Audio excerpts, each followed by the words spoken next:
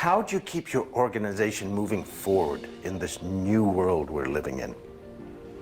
We're forced to work from home, but everyone's still figuring out how to do that. Many are also dealing with kids at home or other family members working from there. People can't be as productive as they were before, yet. They're learning how to use the technology and how to communicate with each other. And they're dealing with their own personal reactions to all the uncertainty and anxiety.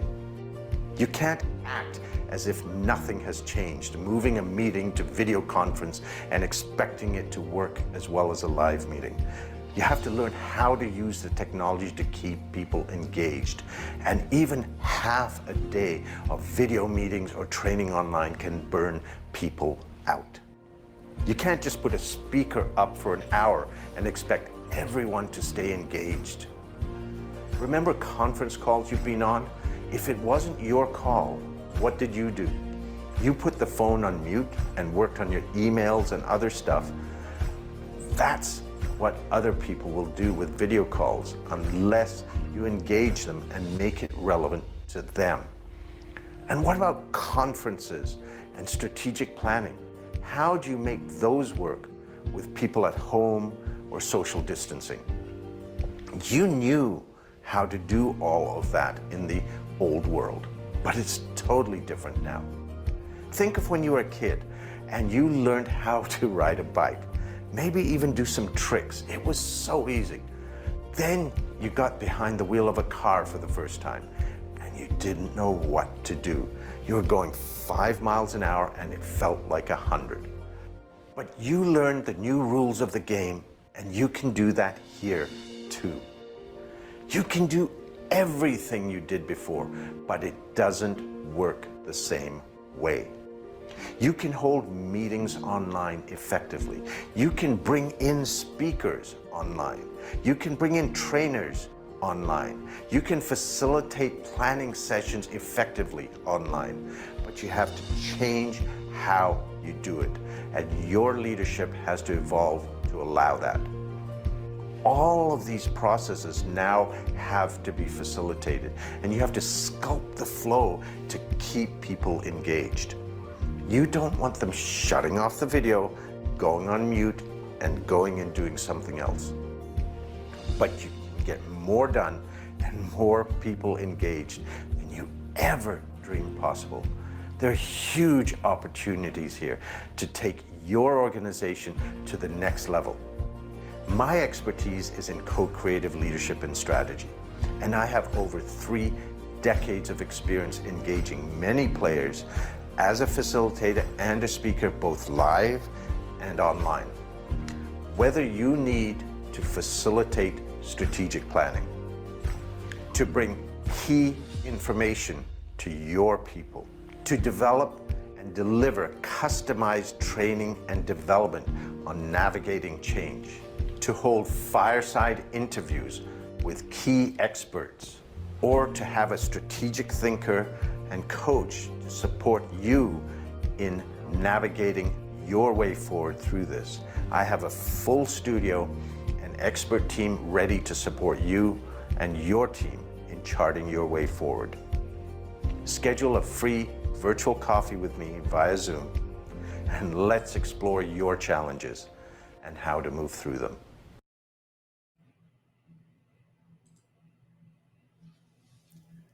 Well, good afternoon. Good afternoon, friends. Hopefully you can still hear me in the green room there, Ravi. Wonderful.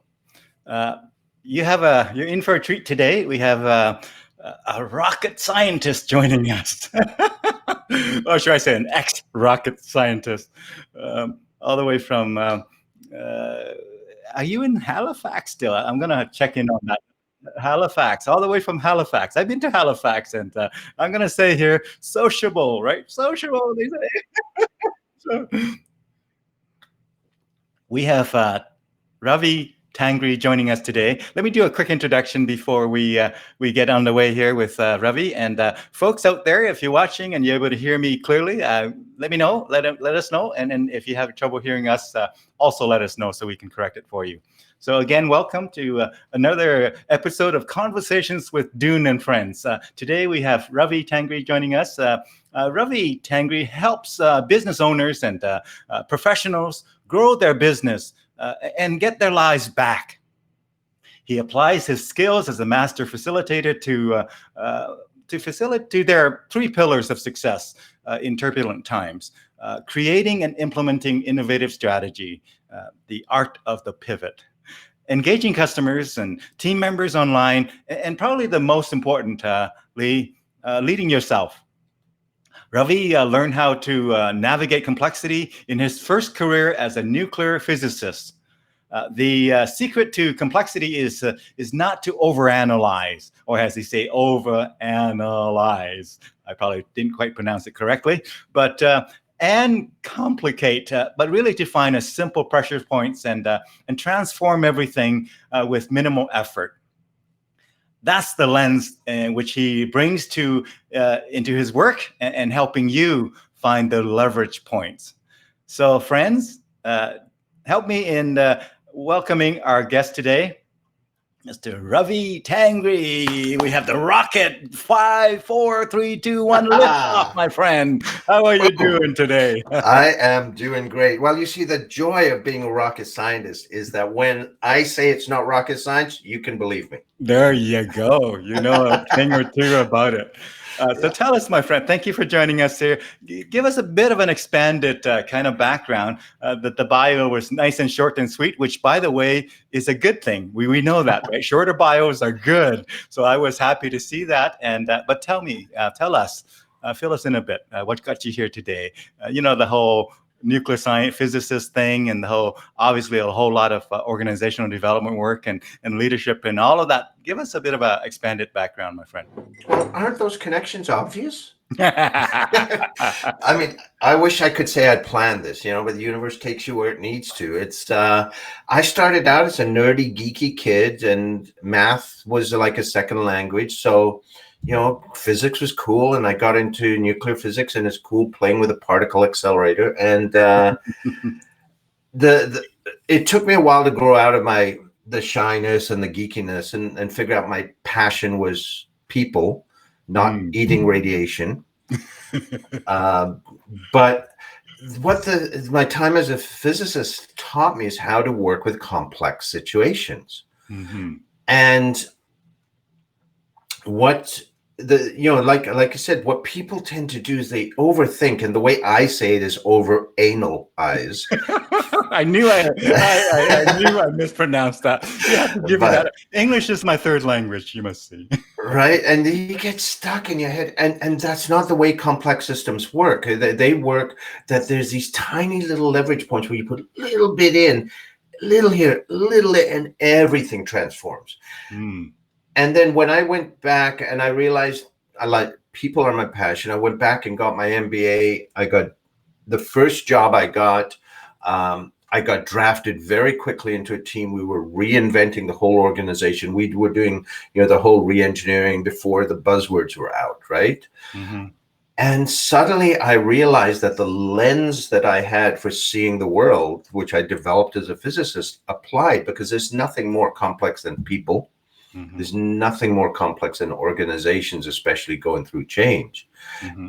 And what I found is I could almost intuitively find those pressure points that when I'm working with this is what's there, this, and I could help my clients do that. So I started out doing it in an organization, and then in '92 I put up my shingle and said, okay, this is the work I want to do in various organizations. Fantastic. Now, you mentioned your MBA. I've done my MBA as well, and just for fun, out of that whole program, which was somewhat expensive and consuming, what was the one thing you learned from the MBA that augmented your physicist background, my friend? I went to a case-based MBA school. Mm-hmm.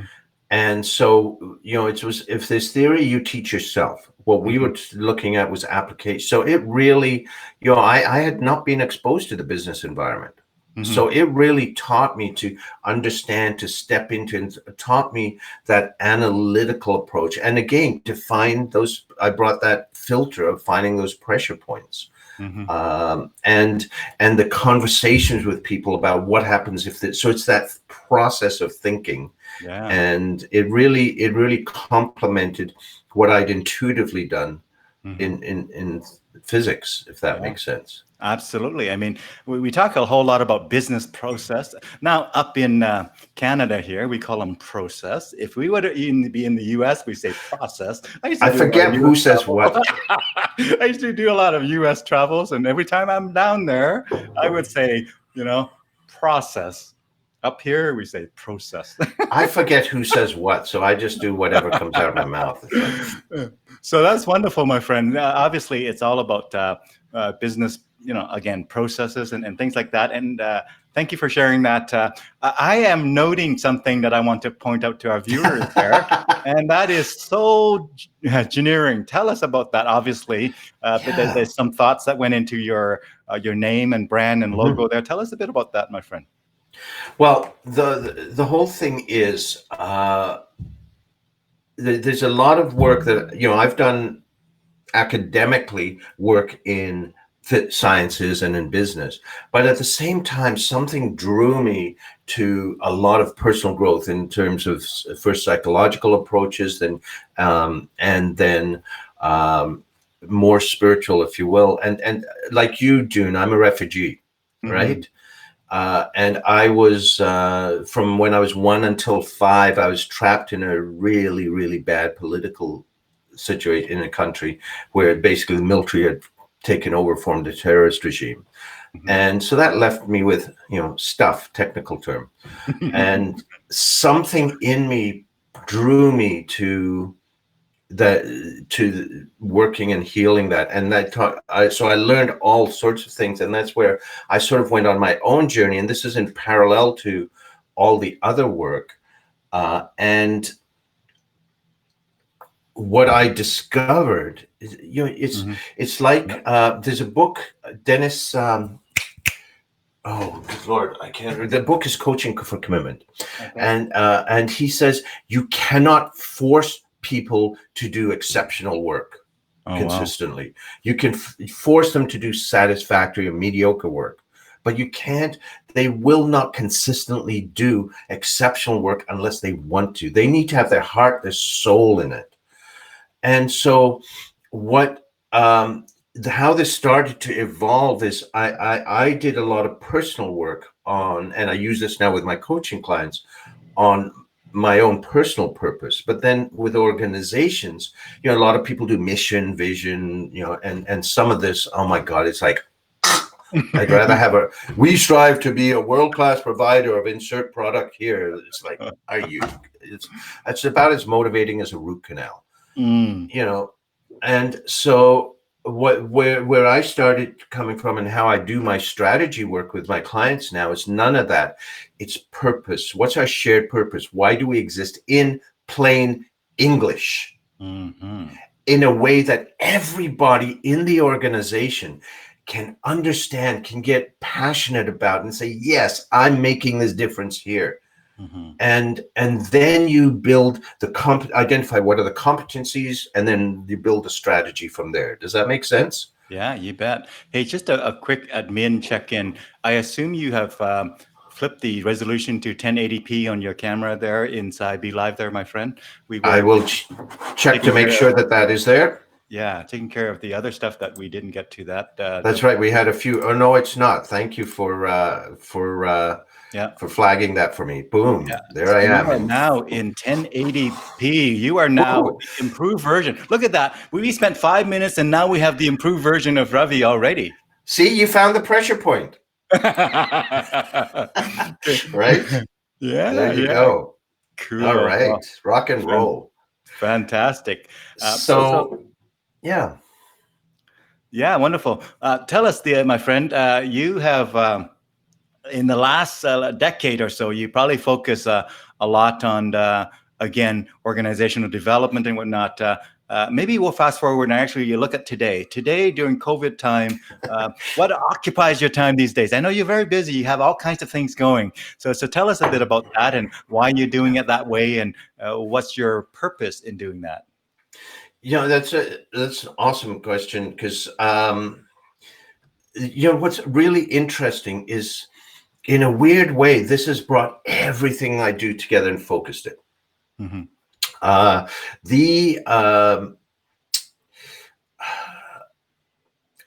When I work with an organization on strategic planning, 9 times out of 10 over the last 28 years, it has been when something's gone wrong, the rules have changed, regulations change, competition, and everything, the way they did it has gone upside down. And we have to not only build a strategy, but reinvent it, really innovate the strategy. And that's happened for everybody now.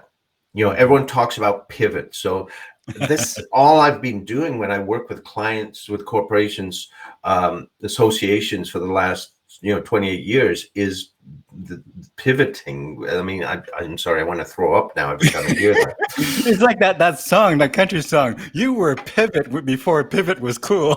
Yeah. Yeah. The song I'm referring to. Yeah. Well, no, I'm not a big country fan. I'm sorry. I was country when country wasn't cool. No, you don't know that song. Okay, let's move on. Sorry, buddy.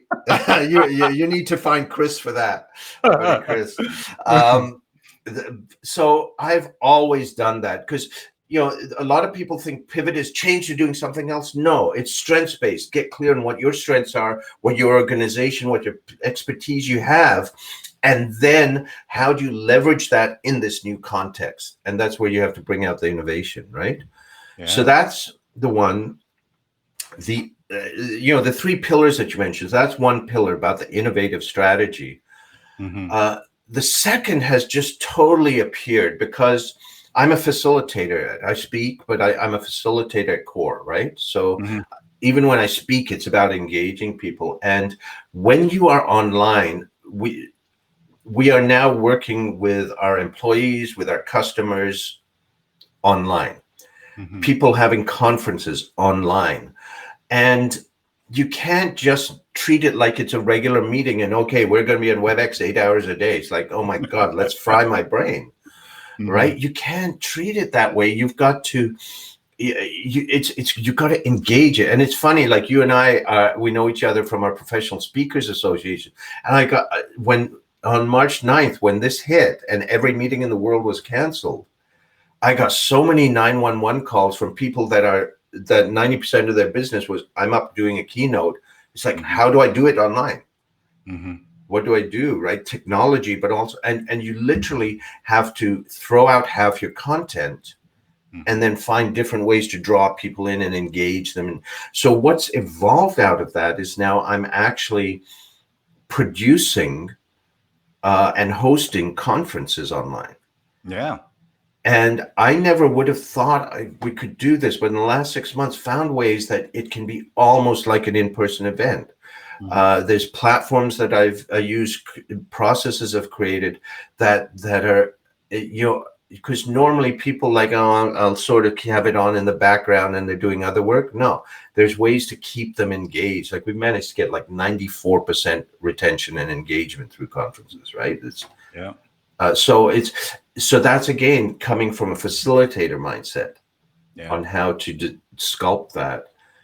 And then the third, something that I've always done, but now because focusing on business owners, CEOs, professionals, is the piece people miss is leading themselves. And it's, how do you build your resilience? I mean, what we have been through and continue to go through this year, it is bonkers.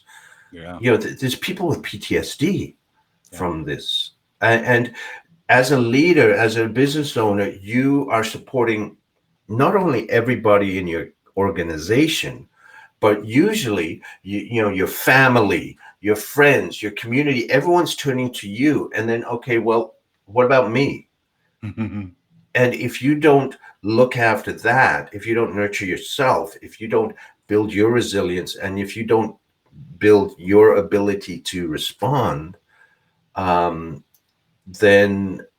you're not going to be able to do anything for anybody. And you wind up sabotaging yourself, feeling guilty for not doing anything, and having no boundaries. In other words, during tough times, the gap between thoughtful people who thinks through what to do and strategically plan and strategically execute, the gap between those people and the people who were just kind of floating around and let the circumstances dictate widens. During really good Totally. times, the gap maybe is not as big. Right. And it's interesting. I did a study, and I'm just starting to put it together, asking one question of business owners. And it says, what do you need to be great at to thrive through these times and beyond? And what's interesting is the least important things were the tactical, the traditional business items. It's about having that clear vision, having that space to step back and get perspective. Those are the things that emerged. And that's what I'm working with, in that area. This is so exciting and funny in the same time. So, I teach a lot of university courses in my days. Yeah. Like literally 68 different courses in 5 programs at 4 universities, part-time on contract, right? So when I was doing all these at one time, yeah, like are you mental? I actually had a lot of things going, and then of course we scale it down. But here's the thing: in all of that, one of the messages I give them was again, the idea of when you are kind of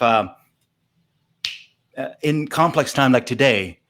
The difference, again, the gap between somebody who's motivated and inspired and somebody who is strategic is going to be bigger gap than maybe 50 years ago, 100 years ago, because long ago, even if you have a great idea, you didn't have access to tools and technology and capacity like you do today. Today, we have access to all of those in space. The question is, do you have clarity what it is that you're trying to do and why it is that you are pursuing that? Because if you do, you can actually reach out to a lot of free tools and free things that are, Google has their reason for providing free tools, but nonetheless, if you're clear about what you're doing, you could tap into some of that capacity, which is actually sometimes free. There's so much. And actually, there's a question here that's really interesting. I'm wondering if Lynn can say a bit more on that. She's asking, what characteristic, can you explain a bit more, Lynn? Because yeah. So Lynn, if you could give us more details about the further details about that question. So she said for our viewers here. Yeah. So what characteristics for successful business operations transfer into personal lives as well? I mean, I thought my thoughts on that, but at the surface, before Lynn chimes in with further kind of comments and whatnot, what are your initial reaction to that question, my friend? Well, honestly, for me, all of my work is about purpose. It comes from that. When I work with organizations, we start with shared purpose, the why. And with individuals, it's why. And for me, purpose is not a grand design. It's a subtle why that feeds through everything. So like for me, I'm a creator. My purpose is bringing forth. I do that in my work. I do that in my relationships. I do that in my, I love dance. And as a lead in dance, I'm always choreographing in the moment. So I'm creating, that's part of my joy. And that's my great sadness in this pandemic is social dance has gone for the foreseeable future, right? But it's so purpose is one. The other, I mean, this is why I've got the soul. The soul is the passion, the heart. That's where purpose comes from. The engineering part is that there are principles for concretizing that and making it work. So how do you enable your people to bring their heart and soul in, so they're not just going to work? Yeah, cool. We'll continue the thoughts on this, but I just want to kid a bit and I like to learn at least one thing a day, Ravi. And just now I've learned a new word. It might be a new word, concretizing. Yeah, that's my word. You can use it. There you go. Every time I say concretizing, I'm going to be thinking Ravi, because I have never heard that word before, my friend. But you understand it, right? Making it concrete, right. So you take all the woo-woo of the passion and you concretize it into action. Yeah, first time I heard I thought I learned English fairly well, but apparently I'm missing a few words, and that's one, my friend, that I need to add to my vocabulary. Yeah, I mean, the other thing too, I'm curious what you think are parallel. The other thing that's so critical to me is mindfulness. It Mhm. is so important individually, but also in an organization, because this before COVID, a lot of organizations lived an epidemic of busyness. And honestly, I know some that you would know, big organizations that, oh my God, they're running busy like crazy, you're going meeting. They never got a lot done. Mhm. They just thought they were, because they were always running from meeting to meeting, but they did. But if you can step back to be present, Mhm. that's another thing. Yeah. I'm curious for you. What do you think?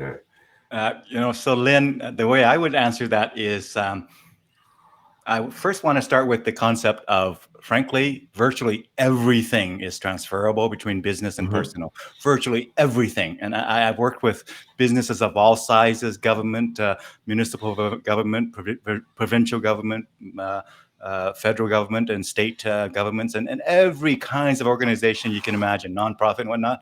And what I found is that, and one of my advice to people when I mentor them is bring more of yourself, your complete self, to work, and bring more of your complete self to home as well, because they often are compartmentalizing work life versus home life to a point where, I mean, at some point you need to kind of temper it a bit, but most people don't err on that side. Most people err on the side of do not bringing their whole self to work, in terms of the whole characteristic and whatnot. So my short answer would be pretty much everything that that allows you to be successful in business should also allow you to be quite successful in your personal lives, and vice versa. So first of all, that would be my first kind of statement.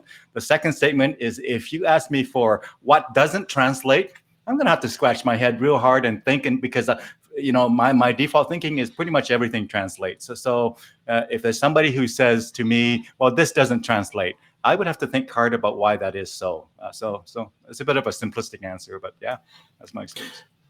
Well, and the thing is, what popped up when you said that doesn't translate is the same stuff that doesn't work well in business. Mm. Being command and control, and rah, rah, rah, doesn't work well in real life, Mhm. in personal life either, right? Yeah. It's oh, Hey, Lynn. Lynn has another question and comment here. She's going to keep us on our toes here, my I love friend. it. Keep it up, Thank you, Lynn. Lynn. Keep it up, Lynn. She says, well, often I hear that owners of successful businesses are very different in their personal lives. Can you comment about that and our experience of that? And for example, hairdressers have the worst hair, that sort of thing. So as my guest, you go ahead first, Ravi. This is an interesting thing. What this pops into my head is people talk about how you have a work life and a home life. Wrong. We have one life. We can't take a line and shove it down our brain and separate it. Um, and but in terms of, it is interesting. The hairdressers have the worst hair, or the shoemaker's got his family's got the worst shoes. Um, to me, where that comes from is where people, it's back to investing that time, the self-awareness to know themselves. They don't invest the time to do self-care. Usually we sacrifice ourselves for everybody else. And it's one of the ways we do sometimes sabotage ourselves. I don't know. For me, if you meet me at work in a work situation, I'm pretty much the same guy you're going to meet on the salsa floor. Uh, and I do, in everything I've seen of you, when you've been on stage, when you've been presenting something at convention or whatever, or meeting, you're Dune, right? And I think that's when we're in harmony. If we have different personalities, then that suggests to me that perhaps there's something to explore Mhm. about that, because it's back to authenticity. Yeah. I'm curious your thoughts. I would add to that by saying, when I think about a person, I think about at least two dimensions. But there's a few other ways to look at it. But one is what I'm going to call skill sets and capability and Hmm. capacity. Okay. And I can tell you that skill sets, capability, and capacity are absolutely transferable between business and personal life. If you're a good communicator in the business that you're in, you should be a good communicator at home. Right? If you are good at detail oriented, you should be good at home with detail oriented. If you're a good systematic kind of thinker at work or the office, you should be, right? You have the capability. The question is, which is the second element, which is what I call the value judgment or the choice that people make. People might say, I'm good at it, but I don't want to bring that into the home because I perceive it as a different way and different context. So I choose not to actually exercise those skills that I do have. For example, I'm a very good negotiator. I'm able to maybe facilitate and all that. But let's say I go to home and my view of my family is such that I don't do that. I just push my way around. I'm the boss. I'm not lacking the skill. So the skill is transferable, but I've chosen not to use it. So there's two parts. So I would say, Lynn, skills are extremely transferable. And then the question is, how do they perceive their engagement at work? How do they perceive their engagement at church or community? How do they perceive their engagement in the bands that they might be in or whatever, or in fact in family? Their perception of that organization, quote unquote, will influence what skills they bring to bear, right? Yeah, and what, as you say that, it comes to mind that what drives us are our values, Mm-hmm. and usually there's 3 to 5 values that drive us. Okay, Mm-hmm. because the rest are important, but we don't have time. There's a hierarchy, but the importance of those may differ in different contexts. So there may be a different value that drives you more in work and a different one at home. And so that may account for some slight difference in behavior. Yeah, absolutely. That's wonderful. Thank you, Lynn, for Thank you so much, commenting. Lynn. Yeah, it's great to have folks joining in, and you are modeling how it's done, my friend. By the way, Lynn is an awesome blues singer, and she is great at business and sales, and as well as she actually did a career in technical writing and went through university and college for that whole kind of writing piece. So cool. Now, blues dancing. Oh my God, I love that. That is such sensual dancing. Oh God, it's incredible. And so, of course, love the music. There you go. So tell us, my friend. So beyond COVID, let me just go back now. We'll be that Michael J. Fox guy. You can be Michael J. Fox. I can be that gray hair guy, Doc, whatever his name was. I think we both got the hair. It's just not sticking up. Let's get a vote from Lynn here. Who has more gray hair, Lynn? Go ahead and chime in. Ravi or myself? Who has more gray hair? Who got this gray hair thing beat? So tell us, my friend, as we go back in time, I want to visit each one of your major career, and I want to kind of hear from you. What was a big lesson you learned from there that might translate to help our viewers? So tell me, what was your first career? Coming out of school or whatever, what was your first career? Now, career, not job.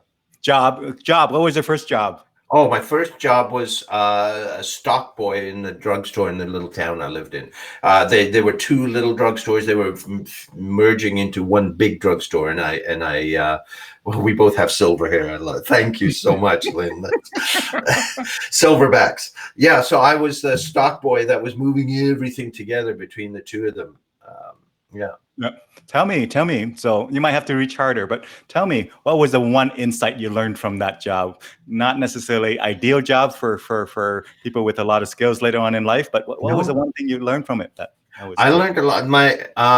The owner, George Farron, oh my God, one of the best businessmen I've ever met. This is a guy who back in I think it was in the 70s, stopped selling cigarettes in his drugstore in a small town because he said, I can't sell cigarettes here and respirators over there. It just feels wrong. And he lost like gobs of money, but he just said, ethically, I cannot do it. And he did so much for the community. He taught me, the marketing is not the advertising, is not our town when I was in high school was about 3 hours from Halifax. The highway wasn't built yet, and he created a van that would take people into the city for tests and all. And he provided that service free. Wow. And so when one of the major drugstore chains came into town, they could not compete. They tried and tried and tried, and after months, they finally caved and said, we're closing down the pharmacy. And they over to George. They had 6 prescriptions over those 6 months or 12 months, because everyone went to George. They said, we're just going to sell the front store. We're not. And so, even before, I wasn't really interested in business, but he is an amazing mentor and businessman. I actually wrote a couple of business cases about him. Wow. Let me highlight that for our viewers. Again, you don't have to be a business owner to learn about business ownership, because if you have a keen eye to want to learn, you can observe people around you, those who do well or not well, learn what to do or what not to do. The world is just a big classroom if you want to be the student, right? Yeah. I mean, I had no interest in business then. I wanted to be an astronaut. So that was one of your first job. Let's go to the next job / career. What's the next thing, and what kind of thing did you learn from that? Then it was really physics, studying and then being a physicist. And I think where that really took off was when I did my grad work, because my undergrad was okay, but it's like I was running around looking for $100 laser to do an experiment for a lab, and then all of a sudden I go to Winnipeg and I'm working with a $10 million particle accelerator. I'm going, holy cow. So I just totally geeked out. But that's the complexity bit. So can I share with you a little, this kind of a weird story, but absolutely. When we're working with a particle, so we had up in the parking lot, we had this thing that produced an ion beam, shot it down into our lab 7 meters underground. Particle accelerator accelerated it, shot it down a beam line, and we want to get the beam on target. Okay, so we and all along that path there were lenses, but they were electromagnetic lenses. Okay, and they work a little differently. The math is like horrendously worse than just thinking of an optical lens, but think of it as lenses along that way, right? Yeah. So every time we took the particle accelerator apart and rebuilt it, we had to realign all of those. And so we would bring a computer in. Oh my God, they were massive then. And it would optimize it. Now, when you run an experiment, because this machine's so expensive, it runs 24 hours a day. Okay. So guess who gets the overnight shifts when it's your experiment, right? And so I'm there all night with this machine, and it's just running, and the data is going. And so I'm bored. So what do? I've got a panel there of little controls that are all controlling all of those magnets, and I start tweaking them and playing with them. And what I found happened, at first it took me like a whole 8-hour shift, and then it'd take me 4, and then a couple hours, and then minutes, is that after the computer optimized the beam on target from the accelerator, I was able to get 3, 4, 5, sometimes 10 times what the computer optimized. And what I realized I did, I was not thinking about change this and this, because the math is, like I say, when you get in quantum physics, you're getting into infinite dimensional math, fractional. You can't think it, you have to feel it. And what I did was I got a felt sense of that whole beam line, and I just intuitively reached out. It's almost like I could feel the whole, and I intuitively adjusted it to optimize it. It was nothing my left brain did. Now, at the same time, I was DJing at a nightclub. And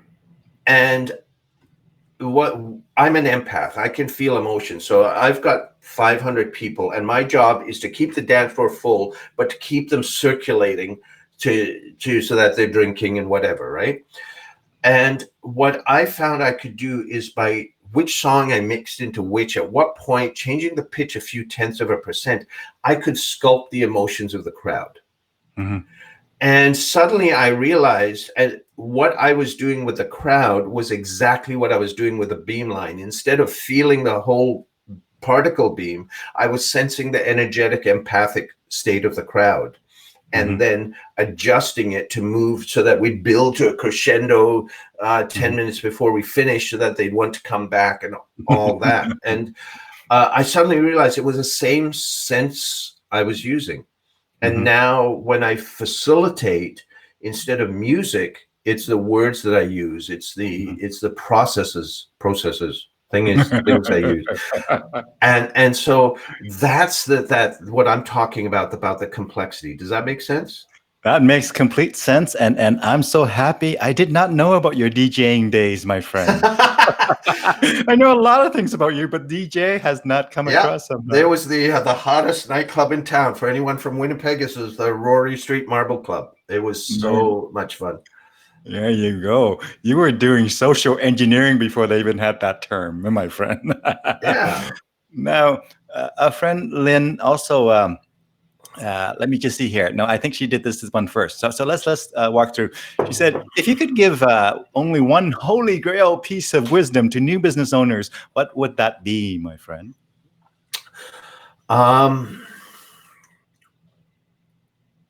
Okay. You know what?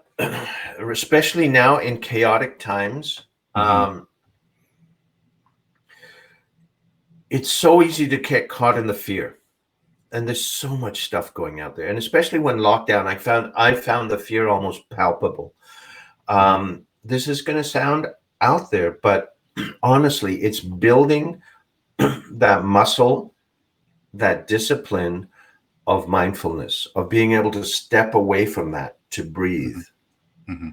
Because what you're doing is you're growing your resilience. Because when you are stressed, when you're freaking out, when you're in that, and in that you're creating the stress response, every little stressor, every time it happens, someone says something that annoys you, your body catalyzes 1,400 chemicals and 30 hormonal changes that are poisoning your body. And part of the stress response is it's shutting down your brain. Because, if the tiger comes down, you don't need to sit down and think about it. You either run or you fight. The saber-toothed tiger. But there's no tiger. And so if we, and this happens all through the day, that we're poisoning our body with these toxins. So if you can step back, learn to step out of that, stop those poisons, and there are ways to Jedi mind tricks to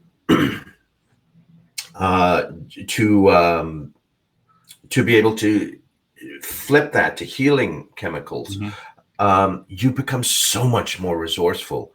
So that's that to me is, if there's a holy grail, it's that, because it's tapping your full potential. And it's not as hard as it seems. And I've got, I don't know, we can chat at the end. I've actually got a resource for people for that's free, that they can access.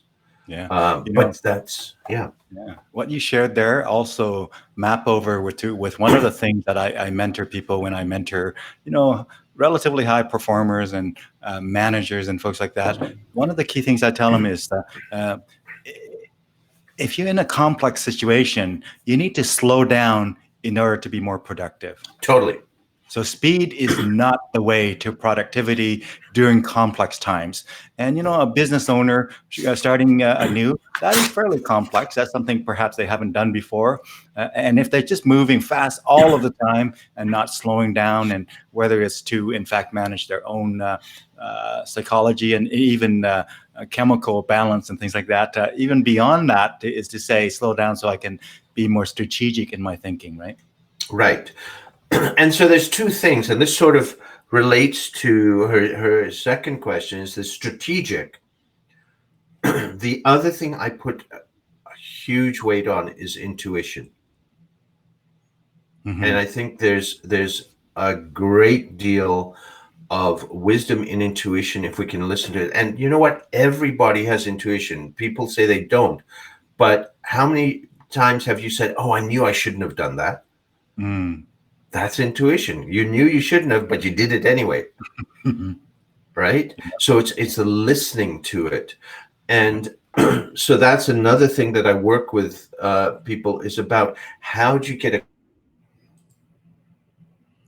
and Uh, then I'm still a scientist. mhm. How do you you can test it, because do not follow. I will take a blind leap of faith on my intuition because I've proven it to me. It saved my life, literally. Mhm. Um, but uh, don't but you can test it scientifically. Keep a journal, write down everything decision that comes to you. It could be huge decisions. It could be, what am I going to have for lunch? Write Mhm. down what the decision was, what your first intuition was, what you did, and then what happened. The what happened may come later with the bigger decisions, Mhm. and you can prove to yourself how accurate it is. Yeah, yeah, yeah. Cool. Now, Lynn has another question. Lynn is one of those overachievers, you know. Yeah, So we have Lynn says, "And what would you say to someone struggling with a decision to leave their job and start their own business?" Now, so that would yeah, be a similar one to somebody who perhaps just lost their job and wondering if they should totally. find another job or if they should go ahead and start something on their own. Well, that's a, that is the two situations. Like if they've lost a job, okay, now what? Or versus, do I leave the secure? Hmm. That's why I was leading to the intuition. Mm. I really want to have a clear channel of guidance there. If you're in a job, I would say probably not jump unless you really feel that you've got a you know, that buffer to let you build what you're looking for, Mm. right? But to me, it's about getting clear on what your passion is, and Mm. part of that is getting rid of that self-talk, because that always beats us down. Being able to be still and present, and then tuning into your intuition to say, okay, where's the guidance? What are the first steps I can do to move towards that? How can I start to do it in bite-sized steps?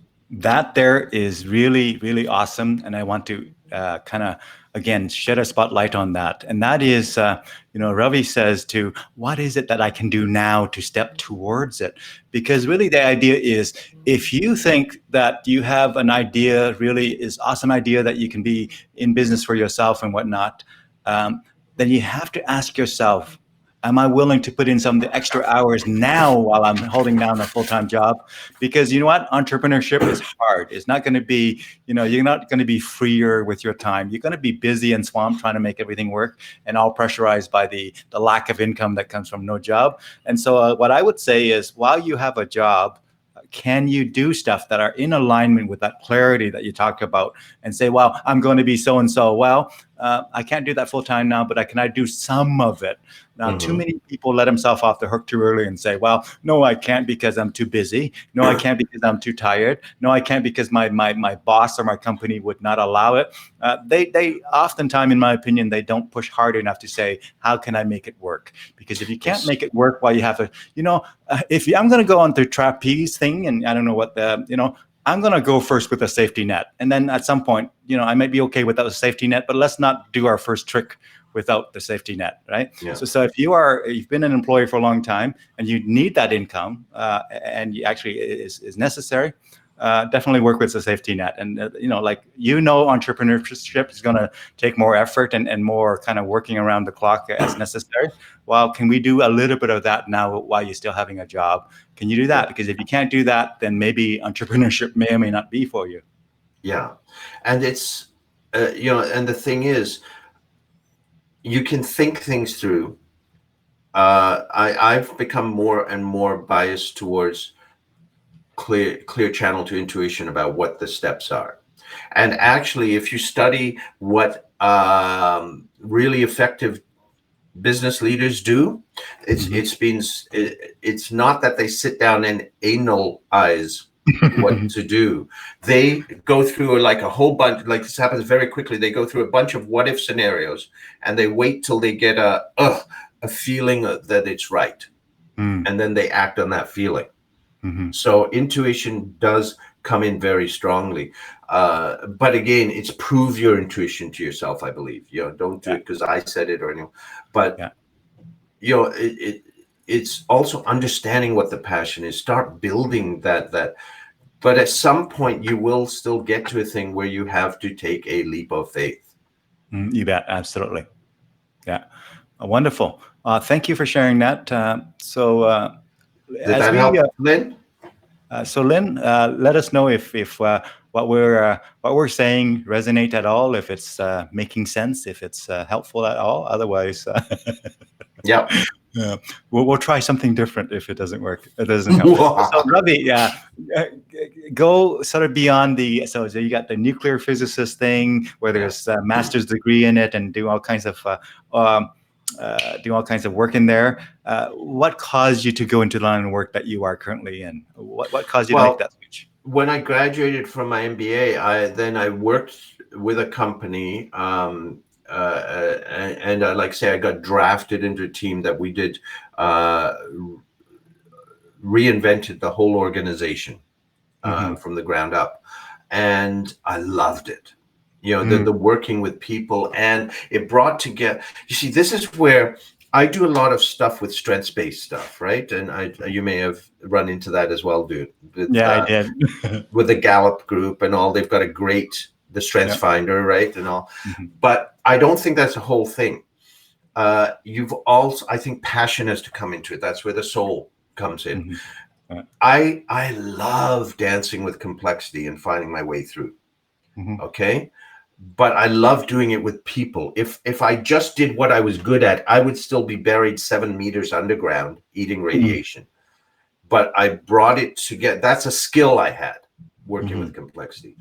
The passion is people. So the change let me do that. And that's what I found with that. And I mean, love that job. I wound up going all over the country, burnt myself out. But absolutely loved it because it let me bring my skill together with the passion. Dare we use the buzzword of convergence? Yeah, but I think it was more than convergence because this was convergence and building on. Convergence to me is just bringing together, but this opened up, it erupted, right? It was like a true alignment to open. It was like angel singing, right? And the sky open. Yeah, it was like, wow, this is so much fun. Yeah, which actually brings up a point that many of us have discovered the long haul. All business ultimately is really people business, right? Totally. That's one truth that we have learned along the way. Doesn't matter what kind of business it is about the people. So that's one thing. The other thing is when it comes to people, there's at least two dimensions to them. At least two. There's multiple, but one is the logical side of the human beings. The other one is the heart, or intuitive. Right. So sounds like you have in your career have focused on both of those and decided not to choose one or the other. Decided to actually combine them and take that somewhere. Well, I would say I'm still pretty biased to intuition and passion. And then the engineering part is the concretizing it down into, how it works in the real world.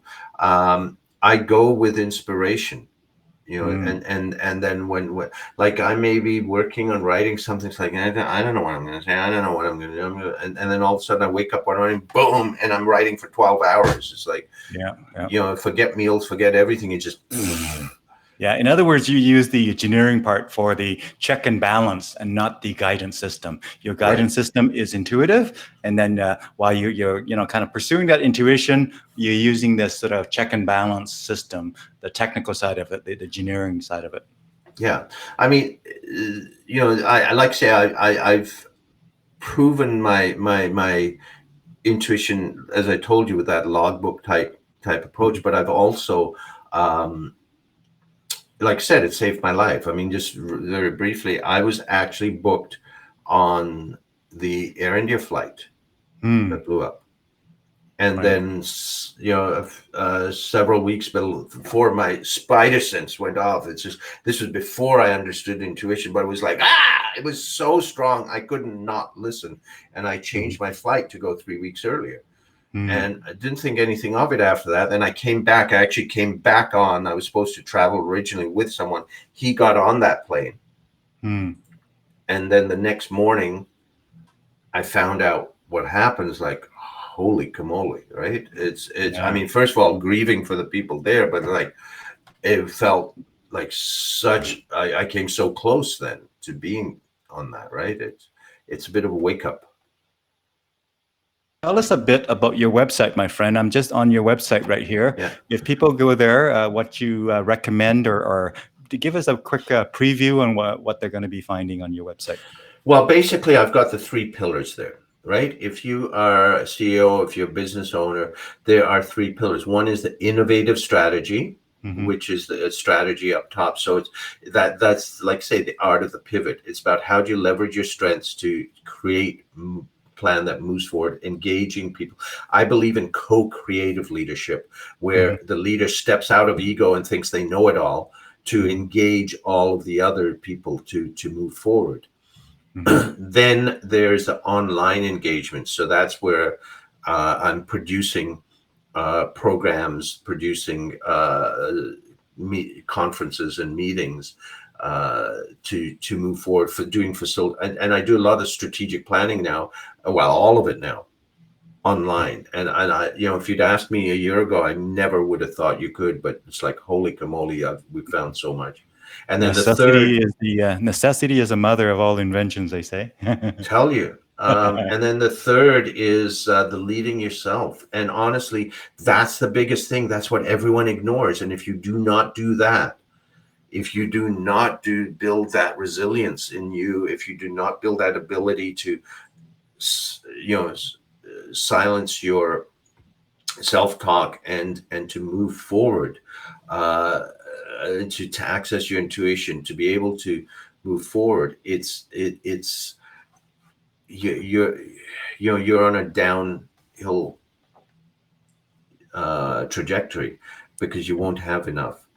The other thing, if people would like, I with COVID, I actually made one of my programs available free because I think it's important. There's so many people. I have a program called Mindfulness 101. Mm-hmm.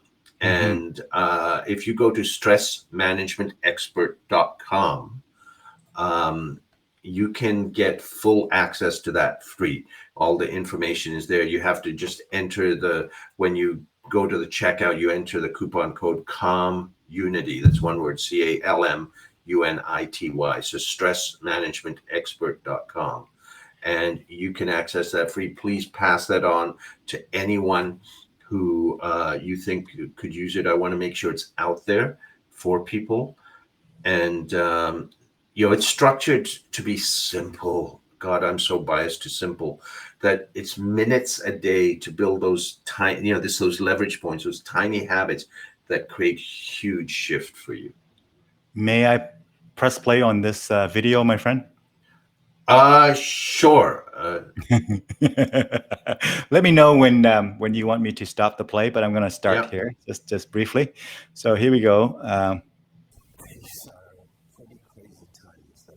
Can you hear it? Barely.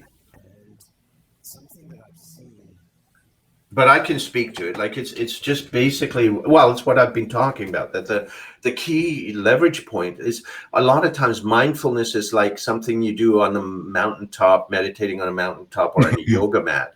And I'm concerned, to me, it's about how do you bring it into everyday life, into the meeting room, into the living room. And so that's the Jedi mind tricks that I've got in this program are ways to be present and mindful every single day. Like, the first thing that I show you is literally how to just turn off your self-talk. And it's that easy. Most people don't realize that they have control over it. Yeah.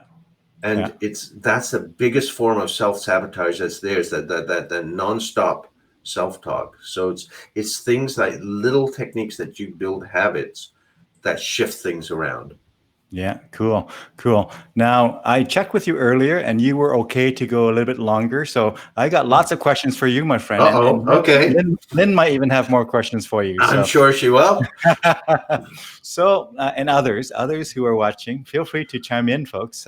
Let's make Ravi work here and just roll up his sleeves there for a little bit. So tell us, my friend, in terms of the it seems like when you think about the three pillars leading you, so that's sort of starting within, if you will, and then you start to reach out to, strategy, be able to kind of think through the world around us, context and external environment and all those kinds of things. And then online meetings and things like that is about collaborating with others through this new reality that we have that is so scary, but also exciting. Yeah. Very cool. What was the question behind that?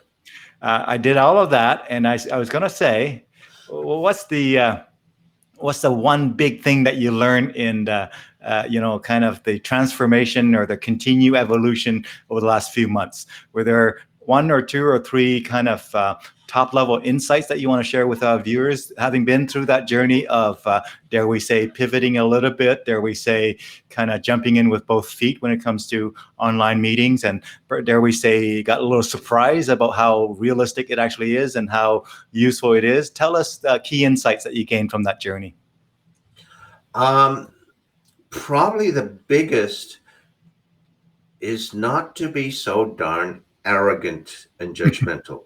Because I've done online stuff for some time, so this is not new, but I always said, oh, there's limits to what you can do. And I don't know if you know, there's Roger Corville has been doing online. He does almost always, and I had a heated argument with him years ago that you can only do so much, and and I'm eating my words, right? Because like I said, necessity is the mother of it. It's like this shifted. Every meeting in the world disappeared overnight, and it's like, well, I can sit here and wallow. It's like, oh, I wish it was different, or let's move on. And so I said, okay, how? What? And so just started the deep dive. I always had a studio here, and I've converted it now where I can do a 4-camera shoot from my fingertips, live streaming, right? I've got and I've found created processes. I've found processes that allow engagement and people to be brought in ways I never thought possible. I found platforms like this, some that I've found that it looks like you on screen, it looks like a conference room, and there's tables, and you click on a table and poof, the video of the people on that table appear. You want to walk to another table, you click on that table, poof, you're talking to those people. And it just allows, like I do the facilitation work that I do, it's so amazing what's possible. It's not just Zoom and WebEx, there's so much more. So I would say I can probably do 95%, maybe more of what I did before. And I would, in January, I would say, 60% maybe. Yeah. So in other words, you have been stretched and you will never go back. No. And you know what, Jin? I don't know. Unless once it's safe to travel, you and I, you know what it's like traveling. And it's like, okay, you travel for a day or two, you speak for a day or facilitate for a day, and then you travel back and all you see is a hotel. It's like, I've done that for 30 years. And unless it's a really nice place like Hawaii or Europe, I don't think I want to travel anymore, even for work, for pleasure, for sure. If all I'm going to do is just see the hotel, I can do a keynote now with 4 cameras from the studio. Yeah. And I know how to engage and draw in the audience. So yeah. Let me add to that. I agree, by the way. I believe that COVID here has just ushered on, accelerate what was sort of heading where we were heading anyway. So let's review on what we know. How many of us there have you watched hockey, my friend, from your TV at home? Yeah, Okay. Have you watched hockey at the rink, at the arena? not for a long time. You see what I mean? Most people I speak to would watch hockey, and we would say, "Have you ever been to the arena?" They say, "No, I've never been to arena." So not to say, by the way, neither Ravi nor I are saying that in-person events are not fantastic. They are fantastic, but they don't have to be the only way. Yeah, They and I don't have to be. love working with people, Oh yeah, like yeah, live, we do. right? I love that energy. So, But so, so, yeah, putting that aside for a moment, we love it. We think it's absolutely powerful, but it doesn't have to be the only way. Imagine how far hockey would have gotten if the only people who would ever be involved in hockey is if you show up at the rink. If you don't show up at the rink, you just could not access to hockey. Now, love it or hate it, hockey has been televised for a long time. Love it or hate it, basketball and all the other sports, love it or hate it, shows like David Letterman has been televised for a long time. Love it or hate it, Oprah Winfrey has done it for a long time. So this is not new stuff, folks. This is more accessible and, in fact, more necessary during these times. But it's not a new model. It's a model that's been around for a long time. it is, and it's I still think it will be nice to get together with people and do some stuff, but it's right now that's not an option. So it's like, all right, I'm all in to this, right? And the thing is, I think, like, technically, I don't know what it's like in Alberta, but here I think they're allowing in-person meetings of 200 if you socially distance. It's Indoors or allowed. outdoors? Is that indoors or outdoors? Indoors. Okay. But I have not heard of any meetings happening. Everyone's too scared. And we have basically in the Maritimes been COVID free for a couple of months or more. And like there's a few cases, but it's all people coming in. Right? So no community spread for weeks now. But people aren't doing it. And I think by the time it's safe to do that, we will be so used to this model that I think we will still have. I was actually just working with a meeting planner today and saying, do we do it with a hub and spoke where you have in different cities a couple of hundred people at each?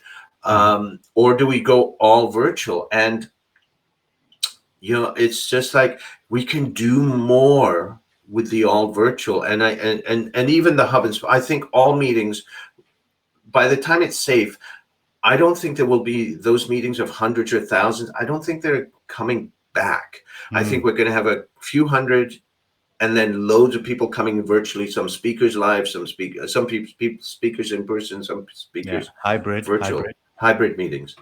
Yeah. But I don't think it's because the budgets will be gone. We'll be used to spending that money in other ways than for going to conferences.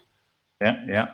I'm going to go in a slightly different direction, and I want you to maybe talk a little bit about stuff you have on your YouTube channel, but more importantly, the projects that you've started recently, and tell us a bit more details about those, my friend. And even as late as was it last week or this week? It might have been this week. You started committed like every day. Tell us about that. So I'm going to bring in this video here, or the YouTube channel here. Tell us about that. Yeah. Well, what it's about is that leading you piece. Okay, so this is so critical, and yet so few people are doing it. So what I'm doing is September, I'm doing little bits each day. Today I talk about why we self-sabotage ourselves, and tomorrow I'm going to be showing you how to. And this is streaming live on YouTube and Facebook on my channels. Tomorrow I'll show you how to shut off that self-talk. And what is this going to lead up to? Not next week, the week after, is I'm going to be having a week-long challenge called the Stop Self-Sabotage Challenge. Free, where you can sign up. And every day I'm going to be giving you something about how do we move this forward? How do you build a habit? I'm not going to give loads of technique. It's about building the real habits to create sustainable change. And again, bite size. So you're not spending hours a day. It's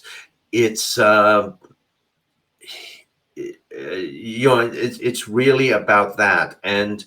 And later this fall, I'm launching a membership site for business owners, professionals, about how do you, it's called the edge, right? How do you continually live on that edge of growing to be able to do that, to be able to look after yourself so that you can create the results that you want. So there's a lot of stuff that's coming off my soul engineering page.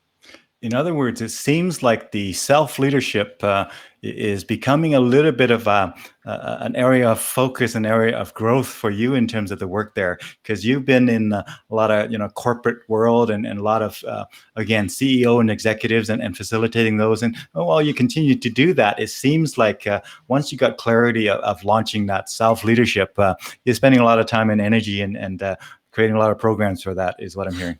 Yeah, I mean, I've always done it, but the passion is really there. So I'm working on a new book. I've got the membership site, and just launched this spring with the whole pandemic and everything. Actually, a course online about soul engineering your life, which goes through this whole journey of there's a 5-step process to teach fundamental skills, and that's what that membership site's going to be focused around.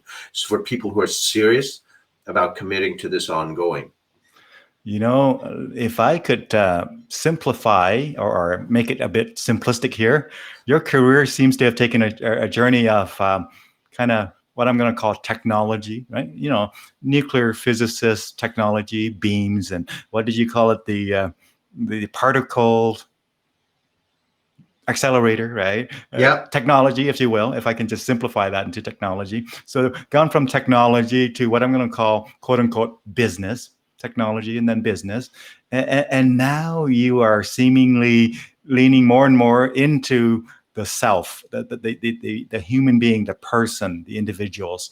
That, in fact, frankly, is what businesses are made of. You don't develop the business often, you develop the people on that leadership team in the business. So you have really kind of went from technology to business to now a little bit more focus on the people side of it specifically. Yeah. And I think that's been my own evolution, right? I started out nerdy, geeky kid, and I moved into business, but also I started my self journey from when I was 17 in terms of healing the trauma I'd gone through.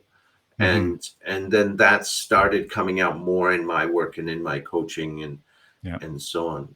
Yeah. No, Lynn chimed in, and we, both Ravi and I agree with you 100%. We love in-person conferences. Oh, yeah. We love in-person. In fact, it's so precious, right?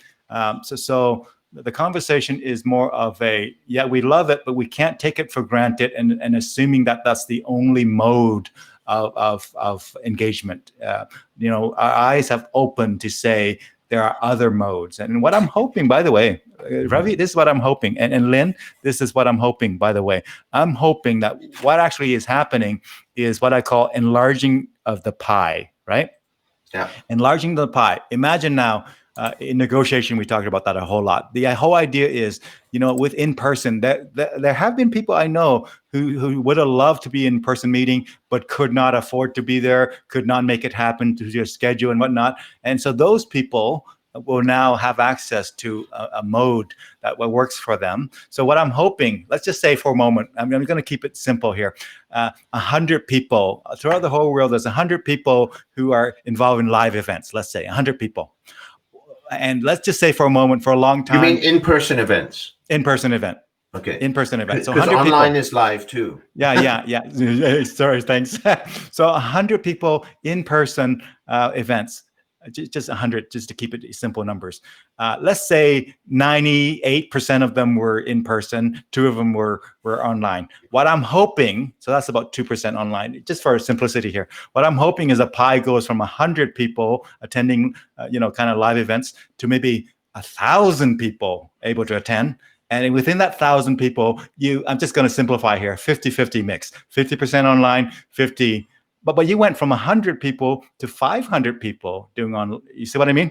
So however, and that's what's happening is I'm finding like associations that were just getting people in their region are now getting people all over coming who have those interests, right? Because now it's easy to come in.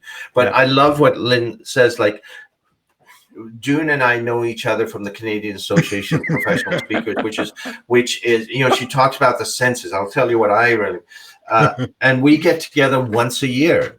Like, we connect by Zoom other times, and it's a family.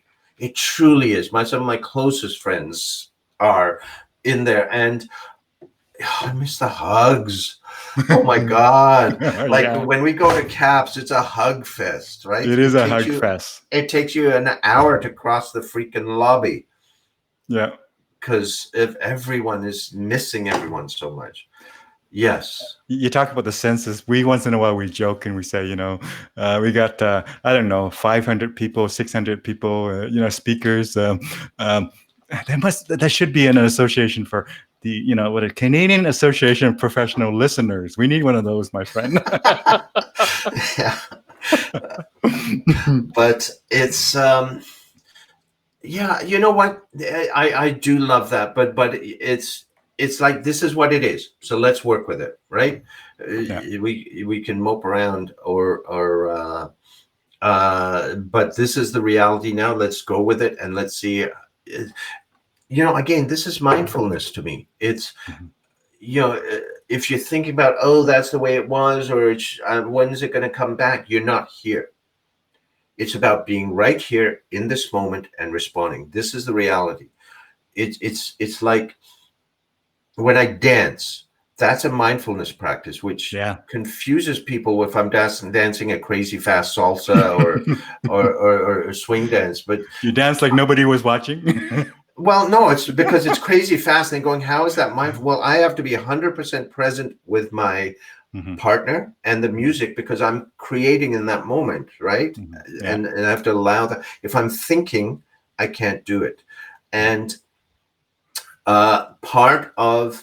so it's about, this is here. Now, another part of dance that most people don't know is what's called floor craft, which is 90% of your focus is your part in the music, 10% is the people around you. Because as a lead, like if I'm sending someone in a crossbody turn over here, I got to make sure they're not crashing into someone. So if I'm dancing with them here, before I do it, I have to take a glance and then make sure it's safe. Otherwise, I abort and go. So if we're present and mindful now, we can respond. And if something happens, we go, oh, whoops, let's go this way. Versus if we're thinking, oh, it should be this way, it should be that. Yeah, it is what it is. I'll give an example that I have lived. When I came to Canada, from a country called Vietnam, we've heard of Vietnam before, and 2 refugee camps in Indonesia, and came into Canada with a shirt on my back. I was living in the present. I was not comparing to, what was like in Vietnam or what was like in refugee camps. That's not where I'm living now. I'm living in Westlock, Alberta, and Westlock, Alberta have all these new realities thrown at me. And I could, kind of be stuck in the past as to, whatever. Oh, I just live in the moment and make the best decisions I can, learn along the way. And, it reveals itself along the way. So we call it full immersion. But nonetheless, we need to be fully immersed in the COVID, because to not be fully immersed in COVID is possibly counterproductive. And not immersed in all the fear and all that stuff. But okay, this is the situation. These are the boundaries I'm dancing with. How do I move in this? Yeah. Now Lynn chimed in and she says, yes, it makes sense. She was thinking of only limited terms in terms of it's one or the other. Again, in negotiation, one of the key things we talked about is enlarging the pie. So you talk to professional negotiators that does it for a living who actually, for example, have you heard of Herb Cohen? I love listening to Herb. Yeah. He actually advises presidents of the United States. He actually trains the FBI. He's about 70 some years old now. I love listening to his DVDs and CDs and whatnot. And he talks about, one of the concepts that we all kind of know about negotiation, and we experience this when we go and buy a car. When we go and buy a car, but they say things like, oh, no, I can't give any more discount on the car because, at some point, right? But then they're trained to kind of say, can I throw in some floor mats? Can I throw in all kinds of stuff? Enlarging the pie, and they're still getting a certain percentage and whatnot, but it's now a bigger pie and everybody's happier. So we need to kind of recognize that COVID, in my opinion, is actually enlarging the pie. Love it or hate it, that's what it's doing. Well, another change is, look, if you'd ask people and companies in December about sending people home to work, oh no, you can't do that. No. And now, Yeah. I mean, the huge numbers of organizations saying we're not going back to the office. This is working, and people are liking to work at home. Yeah. And it's. I mean, I would not want to be in commercial real estate right now, Yeah. but that's a transformation that we never would have dreamed possible if this had not happened. Yeah, that is not to say that in-person meetings are not really important. And in fact, we hope for people to actually realize just how important and how expensive it is. So give it the respect that it deserves. So imagine, just like we feel here, COVID has really revealed to us how precious in-person actually is. So when and if we get to be in person, we're going to perceive it in a much more kind of, this is like awesome versus before we took it for granted. So the phenomenon is that we no longer take in-person for granted, but also we no longer give blockers that says in-person is the only way to communicate, is the only way to connect, is the only way to provide business. It is a different mode. It's a different mode. And, they can both exist without one threatening the other, right? Now, I'm curious, Dune, what opportunities have opened up in music, and perhaps Lynn can, for this, but I've seen like now they're doing outdoor concerts, which depend on the weather, but like where you have platforms of 5 people, right? But what's happening on a smaller sense? I mean, certainly I've seen more concerts online and other things. But what have you guys seen emerging? I mean, Lynn, feel free to chime in if you view it, if you have some observations as well. My observation is that musicians have sort of, some of them, not all, but some have opened their kind of repertoire to include more stuff, embracing some of the technology and things like that.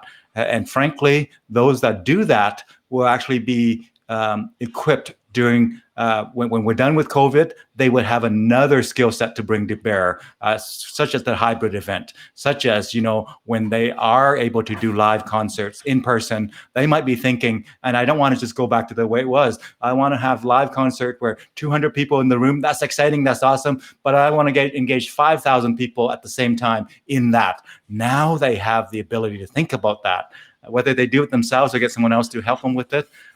It reveals to us that what David Letterman and Oprah Winfrey and the hockey teams and baseball, all those big organizations have done, we can do some version of that now without having that kind of money. That's what it reveals to us. The question is, do we want to? Some people do, some people don't. It's not for everybody, right? It's not for everybody, but it is proving itself to be accessible, right? Accessible. I'll give you an example. Remember when first cars were invented? How many people had cars? Very few, right? Love it or hate it, cars over the years have become commoditized, have become a lot more accessible. You can have fancy cars that are $1 million if you want. You can have cars that are 20. You have more choice. That pie has enlarged. We have enlarged that pie, and different people will say, well, I don't need a fancy car, I just need a reliable car. Then car means something to them. And then some people say, well, I want a car that people would envy if they look at me in the driver's seat. And then people would say, I want a car that accelerate my heart rate. There's all kinds of different ways of perceiving cars. Same here. There's all kinds of ways of perceiving events, and we're just enlarging the pie. So this is not a new phenomenon. It has happened before many, many times. It's a similar concept being replicated here. It's painful. It's difficult, but it's not new. In many ways, it's not new. I like that Lynn's sort of backing you up there. I like to. It's nice to hear that they're the online performances with tip jars. That's kind of cute. Yeah. I mean, it makes me think of one. Oh my God, 3 years ago. Oh, one of the highlights for me was by the ocean here. Someone had a cottage, and it was like an amphitheater, almost a rock wall facing down to the water. Mm-hmm. And people came in during the weekend, and he bought lumber, and they built a dance floor and a stage. Mm-hmm. And we had a Latin band in town that went there and played, and with the full moon, the water, we were dancing into the night, and the band played, and all they did was they had a tip jar. Mm-hmm. I mean, that was an in-person event, but still they trusted that people would give in appreciation of their music enough for them to, it's not like playing in a club, right? Yeah. So this is online doing this, and I'm glad that that's happening, that people, that you're finding this and that people are contributing. Let me just bring in an example. Have you ever met or can imagine somebody who says, I love live music, but they always seem to be a bit too late for my sort of routine. So I wish I could go, but I can't go. I have a job in the morning. Those people now maybe have a way of accessing that live music that would engage them. And who knows what happens in terms of, their contribution to it or their, engagement with it long term and things like that. So again, just the idea of, one form of engagement doesn't necessarily kind of preclude the other, right? Because, because here's what my thoughts are. There's so many choices these days, whether it's video games, whether it's online shopping for entertainment, whether it's whatever. There's so many choices, right? And when you take the in-person events, that's just one category. Fact is, online event is not the only competition for that in-person event. Frankly, some of the biggest competition to an in-person event is something else, completely different, like video games or something like that, where they're so busy with that that they don't get kind of convinced to go to live events. So there's all kinds of competition. You all know about the Michael Porter's 5 forces of competition. Whatever. The bottom line is we have to kind of just trust that. That the pie is shifted around and changing the shape and size, and there'll always be live events, and more than ever they are precious. More than ever, right?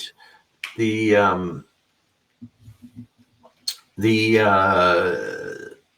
thing I think you got to be careful of. You brought in the cars coming in, right? and it's to say, so that expanded it. But what do you hold on to of the old? It's the what's that saying about, basically you did not want to be a buggy whip manufacturer in that time. Mm-hmm. So if you hold on to this, God, you have to have buggy whips. Yeah. You're in trouble. So what is it of the old that you hold on to while embracing the new, right? And that I think is the art. Yeah. To be able to move forward. And just to prove how repeatable these things are. There has been conversations, and I believe there's some truth to it, that the cars or vehicles as we know it, as transportation, that I own a car, I buy it, I rent it, whatnot.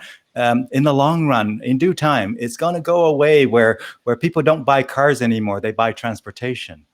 Now, when and if that happens, however fast, however slow, it is going to be a big one. It's going to be like, okay, you mean we don't have to buy cars, we don't have to own them, we don't have to, and some people will say, but I love owning cars. Why would I not own cars? You know what? There's been people who says I hate computers too, and eventually they got around to, so any one of these big changes are always painful to a whole bunch of us, right? Yeah, and I mean it's already happening because you've got these rideshare things, or where you pay, and there's electric cars that are parked all over, and you just book it, and I'm taking it for an hour or for a day, mm-hmm. and you pick it up and you drop it off. It's already started. Mm-hmm. Yeah.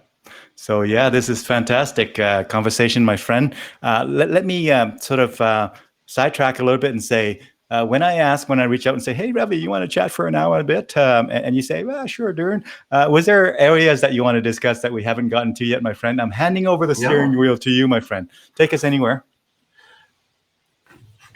Okay. No, you're a wonderful interviewer. There's one thing, actually, that I've been thinking of. There's a lot of, I'm not going to get into any political or whatever, but I just want to step back and observe the dynamic. There is a lot of polarization that's happening in the world right now on views. And where people are attacking each other, there's no dialogue going on. And the thing that's amazing to me about that is people who are normally open-minded, heart-centered, are really being upset at the people that are attacking them. And something about, and that included me. I was getting upset at some of them more, I'll say for me, wherever I'm, for the more right-wing stuff, right? And then I'm going, wait a minute, if I am getting upset and there's anger there, all of a sudden you are amplifying the polarization. And I think it's a time, especially for the people who are more heart-centered, to be able to say, okay, if I'm getting upset, I'm really contributing to this. It's you're putting energy into it, right? It's like you can't make a picture of a negative. If I say, don't think of a purple tree, there it is, right? So if you say, I don't want this, and you're vehement about it, you're putting energy into what you don't want. And what I'm feeling for me, I'm not saying anyone else should do this. For me, I'm saying, okay, how do I diffuse this anger or this frustration? And I want to go back to being more heart-centered and trusting that something will emerge. Because if I'm frustrated, I'm not open to another way. It's that polarization. Does that make sense? That you don't open a door if it's us or them.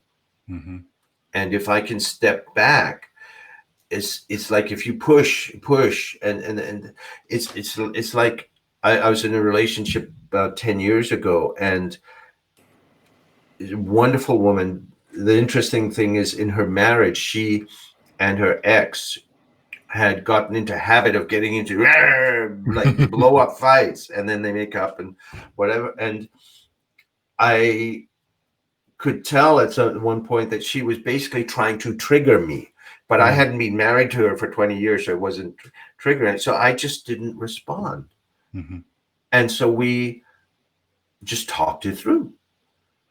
And it boggled her mind that in the whole year we went out, we never blew up at each other.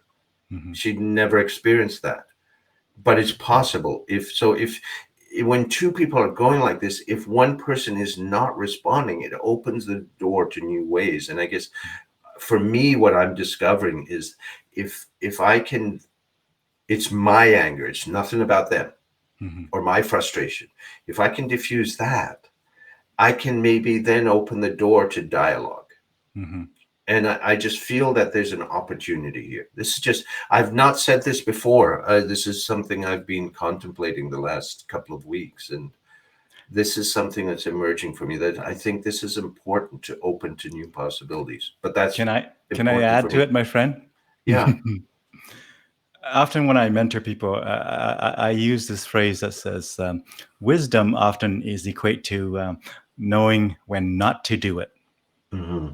When not to do something that we know exactly how to do, we're very skilled at it. In fact, every fiber in our being is asking us to do it and egging us on. But the wisdom says, I know how to do it. I want to do it, but I'm best not to do it. Yeah. So wisdom oftentimes, translate to really refrain from doing something that we know how to do very well and compelled to do, but what make a very conscious choice not to do it. I love that. Cool. So thank you, Lynn, for buying transportation. Now I'd love to just give you another example. Hey, Ravi, you remember when we, I'm sure you use a few software components in your days. You have software you bought or whatever. Remember us geeky guys? I'm one of those geeky guys who says, I don't want to go, what is it? Software as a service. I want software I can hold, floppy disk or CD or DVD. I want software in my hand. Remember that feeling that we had? Totally. And if it's not in my hand, why am I paying for it, right? Magically, somehow, somewhere, we got to this idea, love it or hate it, of paying for a service, because we were not buying the box, we were not buying the CD or DVD. When it comes to the end of the day, we have come to the conclusion most of us are comfortable with. In fact, frankly, right now, I'm using this software called BeLive. I don't have anything other than a service I log on, and it does that for me. We use Facebook all the time, and it's free, and it's worth every penny. We use LinkedIn all the time as a service. We use, people use QuickBooks so the whole idea of, as we have options, there were always people who said, but I want the old way. I want the physical, even movies for a long time with iTunes and whatnot, for a long time in our family is like, but I want that DVD. I want that, Blu-ray and whatnot. We have converted over recently where we actually like the online thing more than we like the Blu-ray or DVD. Now, I'm not saying I'm right or wrong. I'm just saying it took us a long time to work through that. We didn't immediately say, that's awesome, let's get on. But eventually we convert. So these things. But they help, though. Think about that. They help because when they started selling about 5-10 years ago, they started with the Blu-ray came the digital copy. Mm-hmm. So they were subtly migrating you over. Exactly. In other words, they give it to you for free and let you get used to it. And by the way, that's how most free software tend to kind of count on, is that eventually they can probably convert money from, again, if they have your attention. Yeah. Well, Microsoft, instead of buying, like I was avoiding buying Microsoft Office, like how long can I make this version last? Now it's, okay, Microsoft 365, okay, $100 a year, fine, go. Yeah. Right. And it's just, so they've got ongoing revenue stream. Yeah. And they update it whenever. In other words, they convince you not to focus on the tangible thing anymore. They focus you on the utility of the thing. And again, back to the buying transportation, love it or hate it, eventually we'll get there to some level. Love it or hate it, there'll be many of us who says, I don't want that. Love it or hate, many of us will actually eventually embrace it, just like we did many other things that came before it. So all of these technology adaptation and innovation and curve and all that, it's the same curve again, isn't it? Well, even in the products, like I'm building a membership site. My course is online. I used to create DVDs and physical workbooks and ship them, which means people have to wait a week or 2 weeks to get them. And then all the stuff that's required, you think about all the pollution that's created. Now it's just bing, they buy it and they get access right there. Yeah, different focus. Yeah. Now I have maybe another question for you before we continue here. And let me just see if Lynn has any more comments. Feel free, Lynn, to chime in. But so I want to kind of zoom out. I want to say, dare I get into the speaking thing, my friend? We both belong to the Canadian Association of Professional Speakers. In my case, it's been 10 years since I joined. It was Montreal Convention. I joined in March. Really? That's where you joined? Yeah, in March 2010, just before the December 2010. That's the year I became president. There you go. So I was at Montreal, and I saw you as the incoming president there in December. And so, again, we love that association. We love that organization. And as you said, it's like family for many of us and whatnot. So tell us, though, as you have that perspective of loving it and wanting to be with it forever and all of that. Now, your video kind of just froze there, my friend. Can you still hear me? This is interesting. So you've been good for an hour and 38 minutes and beyond even. But I think you might have to click refresh there, Ravi. I'm just going to say that in the green room here. I'm going to say click refresh if you can, my friend.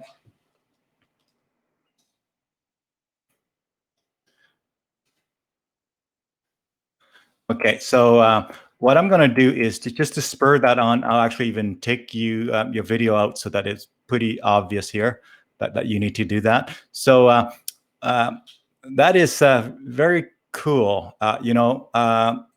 Lynn, let me just checking back here. All right, so we will have Ravi join us in just a moment here again. And wow, looking out there, the weather is kind of overcast and whatnot. What I'm going to do is I'm going to possibly just show you a little bit of his YouTube channel here while he's trying to come back in. And do I see him? Not yet. So the whole idea of it seems like Ravi and I are on somewhat the same page, and that is COVID has been very challenging. He went from having many bookings to really just working at home, trying to transition, trying to innovate, trying to create the future, trying to evolve or pivot, dare we say. And so, hey, Lynn, I was just going to say, If you have any questions for us, feel free to keep them streaming in there. Ravi's going to come right back here, I hope, and I see him already. And let me just see that his video. Your video is probably coming online yet. I do hear you, Ravi, and your video is good. So we're back in here, my friend. We are not exempt from the laws of internet technology. Yeah, no, that was me, silly technology, because we had to move because it wasn't working for my studio, and I moved my computer into my laptop into the office, and I forgot to turn the power supply on, so it just died. So anyway, you were asking about CAPS, with the Montreal Convention. Yeah. So 2010 was when I met you, and I guess to sum it up, you have a real big heart for CAPS, and you've done a lot of contributions to CAPS and our fellow members over the years. And you, in fact, are one of the many, actually, to be honest, that actually refer to CAPS as your family and all of that stuff. So, given that perspective, I'd like to hear from you in terms of your projection or prediction for how CAPS is evolving as we sort of look into the post-COVID world here. Any sentiment or thoughts, anything at all? I'm not looking for anything specific, just your thoughts on CAPS as an association, braving going through COVID here and post-COVID. How is that going to kind of play out? I think it is, I should say, first of all, CAPS is, and the speaking community globally, that is what I love about it is how supportive we are. The most professional organizations are sort of like, oh no, I'm not going to show you how I did because you did. Whereas CAPS, you open the kimono and said, this is how I did it. These are the mistakes I made. Don't do it. Do it this way. It's truly supportive. It's about giving back. And that's such a joy, and the people are that sort of giving people. And I think that's what's moving us through this, because we are so supporting each other. You go to the CAPS group, and there's people sharing insights they've had, celebrating each other, all of this. We're supporting each other. Like, as soon as this happened, I'm doing the webinars for CAPS this year. So it's supposed to be one a month. I think I did like 78. No, I did like 8 just when it happened. And the people I called said, yes, absolutely, no problem. Right? Everybody. When I said, look, people need to learn how to move forward in this, whether it's technology, about how to speak online, about all of this stuff. Everyone I contacted said, yes, no problem, absolutely, I will be there.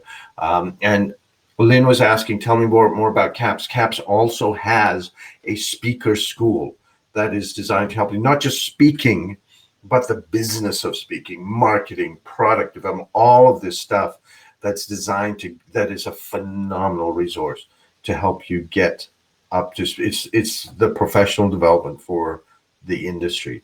And it's not just keynoters, it's people who speak, keynoting, training, facilitating, all different modes. Yeah. Thank you, Lynn, for chiming in. And I was going to say, but when you join a second time, you're going to have to do that 1080p again, because it forgets. It forces you back to 480. No, I did do that. I'm on 1080. Cool. I learned. Good. So wonderful. So yeah, Lynn, it's an organization that has been around for a long time, and it's affiliated with or really a member of the Global Speaker Federation, GSF, right? And every so often, we, Canada, actually host the world. And you remember 2013 was a great year in Vancouver, where we at I think it was the first year that... It was the Global Speaker Summit we had. Yeah. Canada hosted the world for the first time there in 2013 in Vancouver at the, was it Bayshore or Bayshore Hotel in Vancouver. Yeah. So tell us, my friend, in all of that you do there, what are your thoughts on international speaking? Are you mostly going to work mostly in Canada, mostly in the US, mostly North America, globally? What is your aim going forward? What does it look like for your mix? It's really interesting. I have learned not to say what it's going to be, because every time I have in the last 28 years, it takes woof, that way. I truly live what I say about, for me, about the follow my intuition. I leap of faith on this. So I just trust what emerges. I mean, I'm saying from my decision point of view, I may do stuff online in the States. I'm not going to go in there for a little while. Yeah. But yeah, international travel is a major issue, because if you go out, then you have to quarantine for 14 days, right? Yeah. But we can do stuff now online that is amazingly powerful. So, but really my focus, what's pulling me, what's drawing me, I mean, the strategy work, the innovative strategy, I mean, that's what I've done for 30 years. It's easy. The producing the events, that's actually in some ways not hugely different from what I've done, but it's there's been a learning curve, certainly the last 6 months, but it's fun, it's engaging, and that is a big part of what's growing. But the real passion is the personal leadership and the growth in that way. So I'm building, like, say, the membership side, there's online programs. I would love to get back to doing retreats, but that's down the road. Interestingly enough, your interest aligns and maps over quite well with mine. So we'll talk more about that offline, but absolutely. So, I mean, it's important. Self-leadership is a topic that, frankly, even people who don't use that term are very much aware of how important it is for us to, as individuals, to develop ourselves and to guide ourselves and to be able to really lead a productive life before we are hoping to lead others, right? So leading yourself first before we lead others, right? So I have a question for you, Dune, on that. Just occurred to me. How much do you think the fact that you and I went through caca when we were young and, have had to deal with all that, which I think drives a lot of personal growth? That when we go through caca in our lives, whatever it may be, you and I happen to both be refugees. That when people go through turbulent times, heal that, move forward. I think do you agree that increases an appreciation for the importance of self-leadership? Yeah, it does. And for my strange brain, the way it works, just now as you talk about that, I was thinking of that song. It goes, "You don't have to live like a refugee," right? You remember that song from the 80s? You don't have to live like a refugee. Yeah. Well, you don't have to live like a refugee, but having lived like a refugee actually opens your eyes to seeing the world in a certain way that is very, very conducive to living a different life. So be able to see that end of it, whether it's refugee, whether it's just other type of hardship or other type of limited freedom, limited prosperity. People in abusive relationships, people in... We all have our different costs to bear, right? Yeah. So in other words, adversity is a great teacher and adversity is a great motivator. So anytime we're, just like COVID right now, we're definitely under adversity, extreme adversity. We can, kind of retreat and say, well, when is it going to end? Cover ourselves. When is it going to end? Or we could say, this is my time to learn things that I otherwise would not have learned, to do things that otherwise are not possible. I firmly believe long ago, I learned this lesson when I was very young. Every time there's a significant change, however good or bad, the new reality makes things that are more relevant now than ever before. Things that are relevant now, maybe not as relevant before. Things that are possible now, not as possible before, because the new reality have new rules, have new things. So I look at it every time there's a challenge and it turns into it happened, COVID hit, or the war has started, or, whatever it is. Every time there's a significant event, what I know is that the world has changed. So the question is, in that new world, however scary it is, what are possible that wasn't so possible before, what are relevant that wasn't so relevant before, what are intuitive that wasn't so intuitive before. So I look at it from that way. You can call it opportunistic, but that's the way, living in the present. Yeah, and that's, I think we got to that before, right? About being present, not up in your head about all that, and just saying, okay, this is it. Now what? Now, how do I respond? Like, to me, I come back to dance. You probably have a musical metaphor, but for dance, it's you're present. It's okay. What am I creating in this moment? And to me, life is a dance. And sometimes we have to lead, sometimes we have to follow. We just have to know when it's which. Okay. So here's the thing, Ravi. I'm going to have you take us out. You can take as long as you like. I don't have a meeting today scheduled with my client. You can take as long as you like, or you can wrap it up very quickly. And if you want to really appeal to our many, many musician friends that I have on my 5,000 friends list on Facebook here, and many others who watch it, you might want to just sing a little bit. If you You do not want me to sing.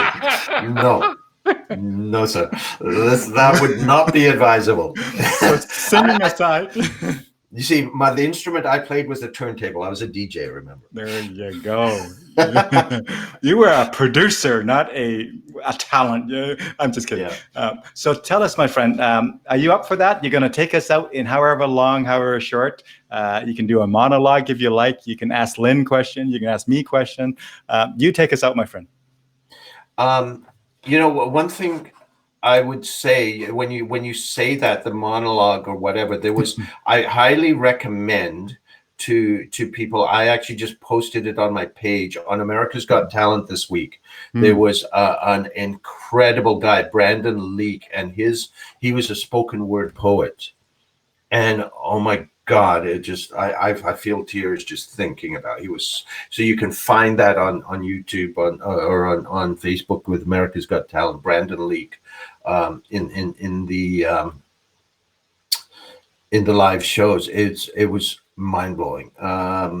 But honestly, I think this time it is so critical to first and foremost be gentle on ourselves, because we have been through craziness, and we're trying to move forward. You hear about, people learn this language, and some people are going, I'm trying to get up in the morning out of bed.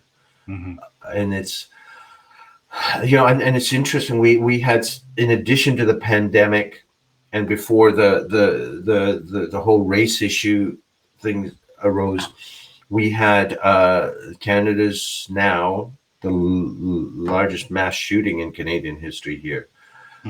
22 people were killed, and it is which truly did traumatize people. There was PTSD because the guy was dressed up as a police officer, RCMP, and so it led to who can we trust, and so many people. I know one person that was killed at that time. And I was about to do a Facebook Live a few days later with a mutual friend of ours, Patricia Morgan, and on resilience. And so here I am in the studio ready to go on, and the emergency alert goes off on my phone. Shots have been heard in your neighborhood. Do not. So here I am ready to go on to do a show on resilience, and I'm getting this like, what? And so I had to do my work, those 30 minutes, so that I could do the show with Patricia. It turned out it was construction noises, but that showed how damaged people were with PTSD with this, right? Because they're flinching at whatever. And we have been through so much. It's about being gentle with ourselves. And for me, one of the big things that I do now, especially that I can dance, is nature, and especially water. So since they've reopened the parks, I've been on so many beach walks. I've been on so many hikes. It helps release all of that stuff. But to give yourself space, give yourself time to heal, because we have been through so much, and don't keep expecting. more to do. Be gentle on yourself, and you'll know when you're ready to add or to step more. Don't push yourself because you think you have to or you should. And be, a lot of people don't want to ask for help. They'll give help to others, but they don't ask. Ask. It's so important. And you'll be amazed what's out there if you do reach out. So those are the thoughts that popped into my head. Be gentle on you. Wonderful, my friend. Thank you for sharing that. And on that note, we want to say again, thank you for your time in this, what turned out to be an hour and 55 minutes of live broadcast. And you were in the green room a few minutes before that. So you and I have been chatting with Yajir for over 2 hours, my friend. And I'm going to claim probably the dubious sort of honor of being the interviewer that exhausted your laptop battery. Has anybody done that, my friend?